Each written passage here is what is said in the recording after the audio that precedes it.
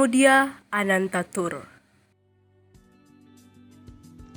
Pramudia Anantatur, atau yang lebih dikenal dengan nama Pram, merupakan salah satu figur paling berpengaruh dalam sejarah sastra Indonesia. Kehidupannya yang penuh gejolak, diwarnai dengan perjuangan politik dan penindasan, menghasilkan karya-karya sastra yang tak hanya bermutu tinggi, tetapi juga merefleksikan realitas sosial dan politik Indonesia dengan tajam. Masa muda dan pendidikan. Pramudia lahir di Blora, Jawa Tengah sebagai anak sulung dari 8 bersaudara. Ayahnya Mas Toer, seorang guru, sementara ibunya Oemi Saida berdagang nasi. Masa kecilnya tidaklah mudah. Ia 3 kali tidak naik kelas di sekolah dasar Institut Budi Oetomo, sehingga dia dianggap bodoh oleh ayahnya sendiri, yang juga kepala sekolah. Kegagalan ini ironisnya menjadi titik balik yang membentuk keteguhan dan semangat belajarnya di kemudian hari. Setelah lulus SD, ayahnya enggan membiayai pendidikannya lebih lanjut.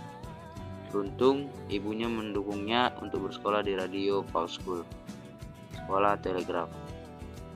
Namun, ia tidak sempat menerima ijazah karena pendudukan Jepang. Tragedi menimpa Pram pada usia 17 tahun ketika ibunya meninggal dunia, disusul kematian adik perempuannya yang masih bayi. Beban ekonomi keluarga pun jatuh di pundaknya karena ayahnya yang gemar berjudi. Pada Mei 1942, ia memutuskan hijrah ke Jakarta bersama adik-adiknya, bekerja di kantor berita Domei untuk menghidupi keluarga. Sembari bekerja, ia melanjutkan pendidikan di Taman Dewasa atau Taman Siswa dan kursus stenografi untuk meningkatkan keahliannya sebagai juru ketik. Ia juga sempat kuliah di Sekolah Tinggi Islam, mempelajari filsafat, sosiologi, dan sejarah. Pengalaman hidup yang keras ini membentuk kepeduliannya terhadap nasib rakyat kecil dan menjadi inspirasi utama dalam karya-karyanya. Setelah meninggalkan Domei pada 1945, Pram menjelajahi Pulau Jawa dan bergabung dengan Tentara Keamanan Rakyat atau TKR pada 1946. Ia meniti karir militer hingga mencapai pangkat Letnan II di Cikampek. Pada 1947, ia kembali ke Jakarta secara diam-diam, namun kemudian ditangkap Marinir Belanda karena menyimpan dokumen gerakan bawah tanah. Ia ditahan tanpa pengadilan di penjara Bukit Duri hingga 1949. Masa penahanan dan pengalaman militernya menjadi lahan subur bagi kreativitasnya. Ia mulai aktif menulis cerpen dan buku. Karya pertamanya, Sepo Eloe Kepala Nica, sayangnya hilang. Setelah dibebaskan, ia bekerja sebagai redaktur di Balai Pustaka 1950 sampai 1951 dan meraih hadiah sastra untuk novelnya Pemburuan pada tahun yang sama.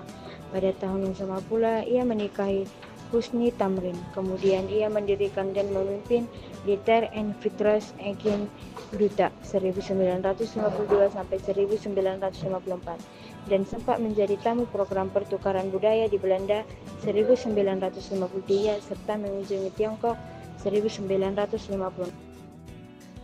Lekra dan konflik ideologi. Pada 1958, Pram bergabung dengan Lembaga Kesenian Rakyat atau Lekra yang berafiliasi dengan Partai Komunis Indonesia atau PKI. Keikutsertaannya ini memicu kontroversi dan perselisihan dengan seniman lain yang menentang PKI, terutama para penanda tangan manifesto kebudayaan. Gaya penulisannya pun berubah menjadi lebih kritis terhadap pemerintah Orde Lama, seperti terlihat dalam karyanya Korupsi. Kritik tajamnya memicu friksi dengan pemerintah Soekarno. Ia juga menjabat sebagai redaktur Lentera dan dosen di beberapa perguruan tinggi. Penahanan politik dan karya-karya Pulau Buru. Setelah peristiwa G30 SPKI, kehidupan Pram berubah drastis. Ia ditangkap pada 13 Oktober 1965. disiksa dan ditahan tanpa pengadilan selama 14 tahun. Ia dipenjara di Tangerang dan Salemba, kemudian diasingkan di Pulau Nusa Kambangan dan akhirnya di Pulau Buru selama 10 tahun, dari tahun 1969 hingga 1979. Meskipun dilarang menulis, ia tetap menghasilkan karya-karya monumental, terutama tetralogi Pulau Buru, yaitu Bumi Manusia, Anak Semua Bangsa, Jejak Langkah, dan Rumah Kaca. Karya-karyanya ini, meskipun dilarang beredar di Indonesia, diterjemahkan dan mendapatkan pengakuan internasional. Setelah dibebaskan pada 1979, ia masih menjalani tahanan rumah dan wajib melapor hingga 1999. Namun semangatnya untuk menulis tak pernah padam. Ia terus menghasilkan karya-karya lain, termasuk Nyanyi Sunyi Seorang Bisu. Penghargaan dan kontroversi, Pramodya Anantatur dikenal sebagai sastrawan yang produktif dan berani. Oleh karenanya, ia mendapatkan cukup banyak penghargaan selama menjalani karir sebagai penulis. Berikut ini daftar penghargaan yang pernah diterima Pramodya Anantatur. 1988, PEN atau Barbara Goldsmith Freedom untuk penghargaan menulis. 1989, The Fund untuk penghargaan kebebasan berekspresi, New York, US.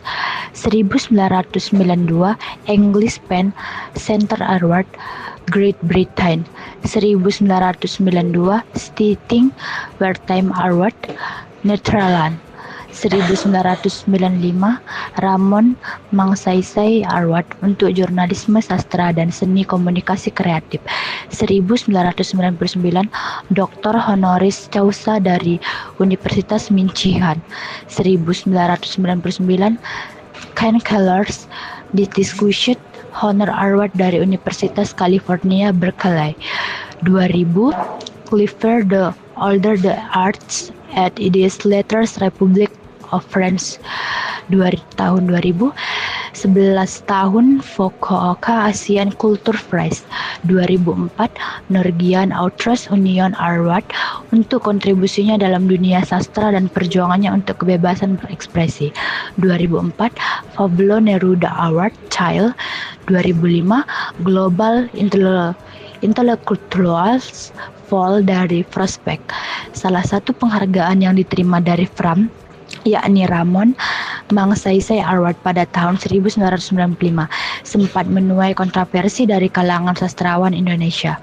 Pemberian penghargaan kepada Fram ditentang oleh 26 tokoh sastra Indonesia yang menulis surat protes ke Yayasan Ramon Magsaysay. Mereka menuntut pencabutan penghargaan untuk Fram. Alasannya, mereka menuding Pramodya sebagai aktivis lekra yang keras. Mokhtar Lubis bahkan menyebut Fram adalah pemimpin penindasan terhadap sesama seniman yang tak sepaham dengannya. Meskipun menuai kontroversi, tidak dapat dipungkiri bahwa Pramodya Anantatur adalah salah satu sastrawan berpengaruh dalam dunia sastra Indonesia. Ia banyak menyuarakan penderitaan rakyat dalam karya-karyanya. Fram masih aktif menulis hingga ia mengembuskan napas terakhirnya pada 30 April 2006. Kesimpulan, Pramodya Anantatur adalah lebih dari sekedar sastrawan. Ia adalah simbol perlawanan, kegigihan, dan kebebasan berekspresi. Kehidupannya yang penuh perjuangan, diwarnai penindasan dan pengasingan, justru menghasilkan karya-karya sastra yang abadi dan terus relevan hingga kini. Ia adalah suara rakyat kecil, suara yang terus bergema melewati batas-batas geografis dan waktu.